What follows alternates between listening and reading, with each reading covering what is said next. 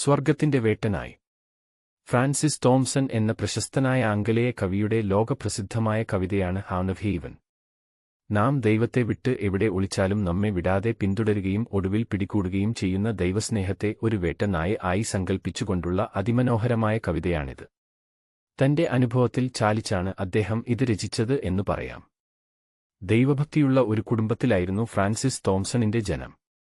ഒരു വൈദികനാകണമെന്നായിരുന്നു അദ്ദേഹത്തിന്റെ ആദ്യത്തെ ആഗ്രഹം. അതിനായി വേദശാസ്ത്രം പഠിക്കുവാൻ തുടങ്ങി. പക്ഷേ കുറച്ചു കഴിഞ്ഞപ്പോൾ അതിൽ താൽപര്യം നഷ്ടപ്പെട്ടു. തുടർന്നു വൈദ്യശാസ്ത്രം പഠിക്കുവാൻ തുനിഞ്ഞു.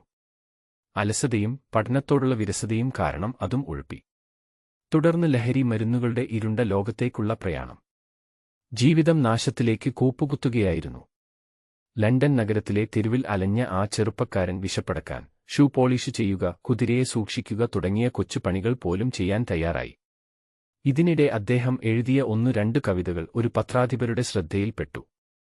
അദ്ദേഹം അവ പ്രസിദ്ധപ്പെടുത്തി. അദ്ദേഹം ഫ്രാൻസിസ് തോംസൺ എന്ന യുവകവിയെ ആദ്യമായി കണ്ടുമുട്ടിയപ്പോൾ കവിയുടെ നില തീർത്തും പരിതാപകരമായിരുന്നു. കീറിപ്പറിഞ്ഞ വസ്ത്രങ്ങൾ, എല്ലും തോലുമായ ശരീരം. ഈ അവസ്ഥയിൽ നിന്ന് അദ്ദേഹത്തെ അനുഗ്രഹീതനായ കവിയായി ഉയർത്തി എടുത്തത് ആ പത്രാധിപരും പത്നിയുമായിരുന്നു. അവരിലൂടെ അതുവരെ തന്നെ പിന്തുടർന്ന ദൈവസ്നേഹത്തെക്കുറിച്ച് കേൾക്കാൻ ഇടയായ തോംസൺ ഒടുവിൽ ക്രിസ്തുവിനായി ജീവിതം സമർപ്പിച്ചു. തുടർന്ന് അദ്ദേഹം സ്വർഗത്തിന്റെ വേട്ടനായ എന്ന കവിത രചിച്ചു. അതിന്റെ ആശയം ഇങ്ങനെ: രാവും പകലും ഞാൻ ദൈവത്തിൽ നിന്ന് ഓടി അകന്നു, പക്ഷേ ദൈവസ്നേഹം എന്നെ വിടാതെ പിന്തുടർന്നു ഒരു വേട്ടനായെപ്പോലെ. ഞാൻ പക്ഷേ കീഴടങ്ങാതെ ഓടിയൊളിച്ചു.